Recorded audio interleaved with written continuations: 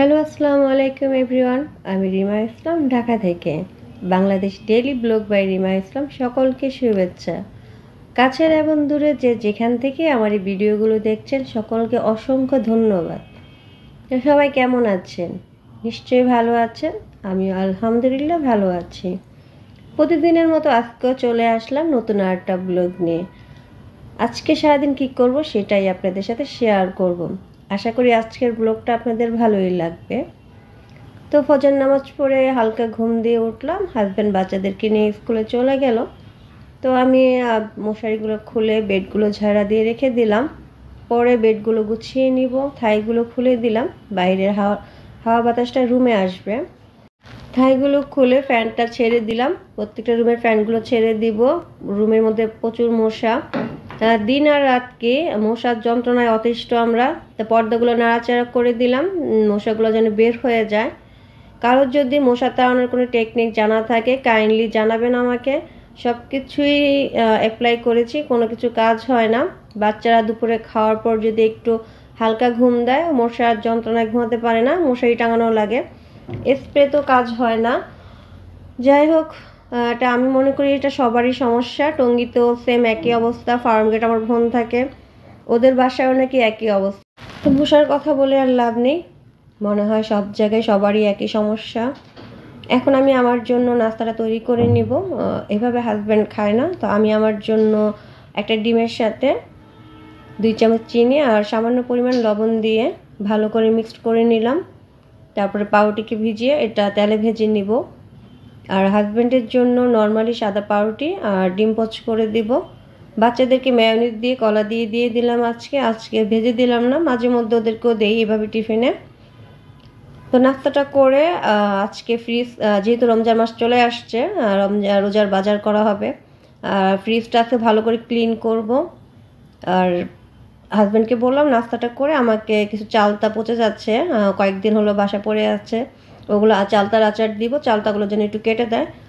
তাই যে নাস্তা রেডি। হাজব্যান্ড বললো নাস্তা খেয়ে চালতাগুলো সে পিস করে দিবে, ছোট ছোট পিস করে দিলে ওগুলো পরে আমি আমার মতো করে সাইজ করে নিব। এখন নাস্তা শেষ করে চাটা বসিয়ে দিলাম। অনেক দিন বাসায় অনেকগুলো কাজ পড়ে আছে, দেখা যায় উত্তরা, টঙ্গী, দেশের বাড়ি, তারপরে পিকনিক, সব কিছু মিলে আমি আসলে আমার রুমের কিছু কাজ শেষ করতে পারতেছি না। তো এবার ঠিক করলাম যে রোজার আগের কোথাও যাব না, বাসার অনেকগুলো কাজ শেষ করতে হবে। রোজা চলে আসছে, যে রোজার সময় দেখা যায় অনেক সারাদিন রোজা রেখে সব কাজ করা আসলে পসিবল না। তো চাটা শেষ, হাজব্যান্ডের চা খাওয়া শেষ। এখন হাজব্যান্ডকে বললাম এই যে চালতাগুলো আমি ভালো করে ধুয়ে দিলাম, পরে আবার ধুতে হবে। তা ওকে বললাম এগুলো একটু ছোট ছোট করে পিস করে দেওয়ার জন্য। এগুলো আজকে আচার দিব, তার মধ্যে ফ্রিজ ক্লিন করব। তা অনেকগুলো কাজ করতে হবে। খালাকে দিয়ে আজকে ফার্নিচারগুলো পরিষ্কার করাবো, ওনাকে এই কাজগুলো দিব না, ওগুলো আমি করব। ফ্রিজটা আমি পরিষ্কার করব, শুধু ভিতরের যে জিনিসগুলো আছে সেগুলো তাকে বের করে দিব। তো চালতাগুলো কাটা শেষ, ভালো করে ক্লিন করে আমি এগুলো সিদ্ধ বসিয়ে দিলাম। এখন করবো না, বিকালে আচার দিব, যা সিদ্ধ করে রাখবো এখন। তো ফ্রিজ থেকে সব কিছু বের করলাম। হজবরল অবস্থা আমার ফ্রিজে, মানে যখন যা পারছি খালি ঢুকেই রাখছিলাম। এখন বের করে যেগুলো দরকারি সেগুলো রাখবো, বাকিগুলো ফেলে দিব। অনেক কিছু, যেমন লাবানটা খাচ্ছে না বাচ্চারা, সেটা বা বুয়াকে এমনিতে নর্মালি ভালোই আছে, তা বুয়াকে বললাম একটু খেয়ে দেখো, ভালো থাকলে তুমি নিয়ে যাও। অনেক কিছু আছে, তো বুয়া বললো যেগুলো আপনার লাগবে না আমাকে দিয়ে দিন। আমি বলছি ঠিক আছে। তারপরে আমি ফ্রিজের ভিতরে যে বক্সগুলো আছে সেগুলো ওনাকে বের করে দিলাম, ওগুলো উনি একটু ধুয়ে ক্লিন করে দিবে। আর ফুড বক্স, ভেজিটেবল বক্স সব কিছু বের করে দিলাম। ভিতরে আমি স্প্রে দিয়ে ভালো করে পরিষ্কার করব, তবে সেটা এখন করব না, আগে দুপুরে রান্নাটা শেষ করব, তারপরে ফ্রিজে কাজ ধরবো। রান্নাটা শেষ করতে হবে আগে, তারপরে এই কাজ শেষ করে বাচ্চাদেরকে স্কুল থেকে আনতে যেতে হবে। হাজব্যান্ড বাসায় থাকলে আমার অনেক উপকার হতো, ওর আজকে জরুরি কিছু কাজ আছে সেজন্য সময় দিতে পারলো না। বাট সে যে আমার চালতাগুলো কেটে দিয়ে গেছে, এটাই আমার জন্য অনেক উপকার হয়েছে।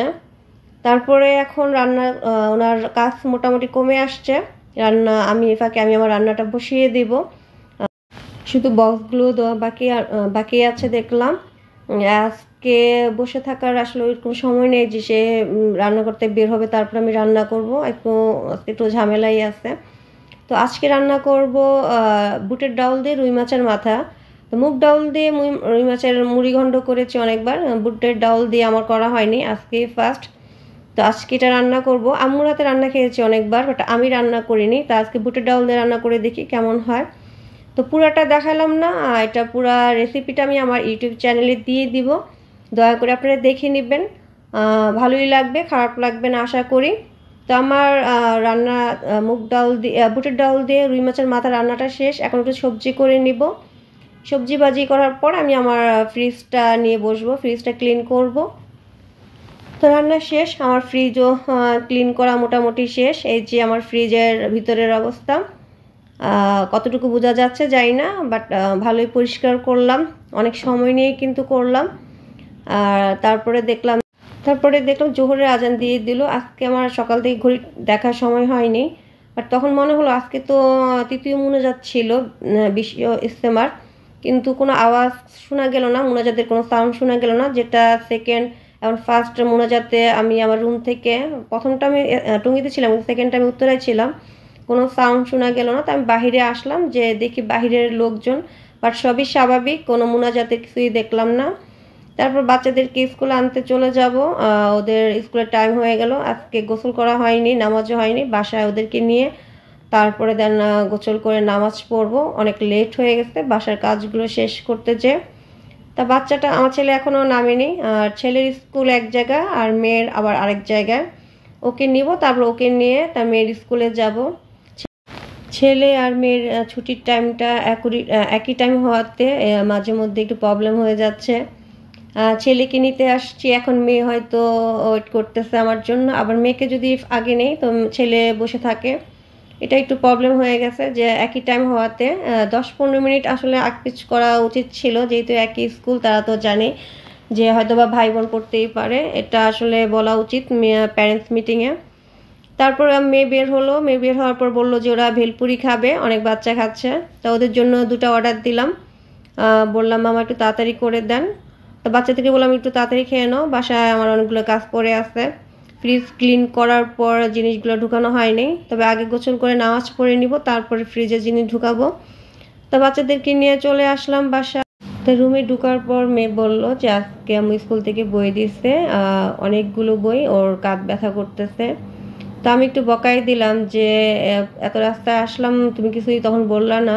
তো রিক্সা দিয়ে আসছি, সেজন্য সমস্যা হয়নি, কিন্তু ওই ব্যাগ নিয়ে দাঁড়িয়েছিল বোকার মতো, সেই জন্য একটু একটু ব্যথা করতেছে। যাই হোক, ওদের নামাজ গোসল শেষ করে নামাজ পড়ে ওদেরকে খাওয়া দিয়ে দিলাম, আমিও খাওয়া দাওয়া করে এখন বাইরের কাপড়গুলো নিতে আসলাম। বাইরের শুকনো কাপড়গুলো অনেক যেগুলো শুকিয়ে গেছে সেগুলো নিয়ে যাব। তারপর সবগুলো দরজা জানলা লক করে দিব, আর দরজা জানলা খুলবো না। তারপরে কোত্থেকে যে মশা ঢুকে জানি না। তো আমার কাপড় নেওয়া শেষ, রুমে ঢুকে আমার ছেলে মেয়ে ঘুমাচ্ছে, তার রুমে পর্দাগুলো টেনে আমি একটু স্প্রে করে দিব, যেহেতু ওরা ঘুমাচ্ছে সেজন্য। সকালে যে চালতাগুলো সিদ্ধ করে রেখেছিলাম সেগুলো ছাঁকনিতে ছেঁকে রেখেছি, সেই জন্য একদমই পানি নেই, সবগুলো পানি শুকিয়ে গেছে। আর এখন একটা একটা করে হালকা করে পাটা একটু ছেঁচা দিয়ে নিচ্ছি। চালতার পরিমাণটা অনেক বেশি, এগুলো করতে আমার অনেকটা সময় লাগতেছে। এ ফাঁকে আমি আসর নামাজ পড়ে নিয়েছি, আসর নামাজ পড়ে তারপর আবার করতেছি। হাত মোটামুটি ভালোই ব্যথা করতেছে, এখন আর আচার বসাতে পারবো না। এই যে আমার চালতা ছেঁচে নিয়েছি সবগুলো। তারপরে দেখলাম মাগরিবের আজান দিয়ে দিয়েছে, আমার এগুলো করতে মোটামুটি অনেক সময়ই লাগলো, যেহেতু আচারের পরিমাণটাও বেশি। তো এখন আর আচার বসাবো না, আগে নামাজ পড়ে নিব, তারপরে চা খেয়ে তারপর আচারটা বসাবো। আজকে আচার দিতে দিতে মনে হয় আমার সময় পার হয়ে যাবে, যেহেতু আচারের পরিমাণটা বেশি। আর আচারটা আমি আস্তে ধীরেই করব, লো হিটে আস্তে আস্তে এই জিনিসটাকে আমি কষাই তারপরে আচারটা দেই। সেই জন্য আমার আচারটা সবাই খুব পছন্দ করে, যে বলে যে আমার আচারটা নাকি অনেক মজা হয়। যাই হোক, এখন এই যে মাগরিব আজান দিচ্ছে, আমি থায়ের সামনে একটু দাঁড়িয়ে দেখতেছি, আমার আজান শুনতে ভালোই লাগে। আজান শেষ হবে তারপর নামাজে দাঁড়াবো। তারপর নামাজ শেষ করে বাচ্চাদেরকে হালকা একটু নাস্তা করে তৈরি করে দিলাম, স্পাইসি নুডলস। ওরা এখানে ডিম দেয় না, নর্মালি ওরা যেভাবে খায় সেভাবে করে দিই। প্যাকেটে একটা মশলা থাকে, ঝাল মশলা, শুধু সেটা দিয়ে ওরা করে খায়। আর আমি আমার জন্য চা তৈরি করে নিলাম, চাটা খেয়ে তারপরে এখন আচারটা দিব। আচারটা এখন না বসালে অনেক লেট হয়ে যাবে।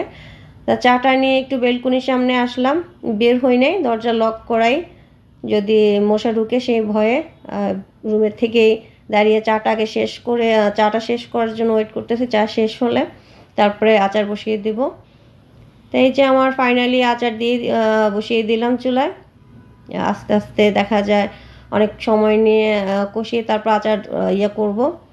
আচারের পরিমাণটা যেহেতু বেশি, নাড়াচাড়া করতে একটু সমস্যা হচ্ছে। আমার ভুল হলো যে আমি হয়তো আর একটু বড় পাতিলে বসানো দরকার ছিল। যাই হোক, ফাইনালি আমার এই আচার কমপ্লিট দেওয়া। হাত প্রচণ্ড রকম ব্যথা করতেছে। আচারটা করতে কিন্তু আমার অনেক সময় লাগছে, 3-4 ঘন্টা তো লাগলোই। সন্ধ্যা 7টায় বসালাম, এখন রাত 11টা বাজে। আস্তে আস্তে এই আচারগুলো কালার চেঞ্জ হয়ে আসছে। মোবাইলে বোঝা যাচ্ছে কিনা জানি না, আচারের কালারটা কিন্তু সম্পূর্ণই চেঞ্জ হয়ে গেছে। তো আজকে এই পর্যন্তই। আগামীতে নতুন কোনো ব্লগ নিয়ে আবার আপনাদের সামনে হাজির হব। আর আমার এই আচারের রেসিপিটা আমি আমার ইউটিউব চ্যানেলে দিয়ে দিব, দয়া করে দেখে নেবেন। আশা করি ভালোই লাগবে আপনাদের এই আচারের রেসিপিটা। তো আল্লাহ হাফেজ, সবাই ভালো থাকবেন।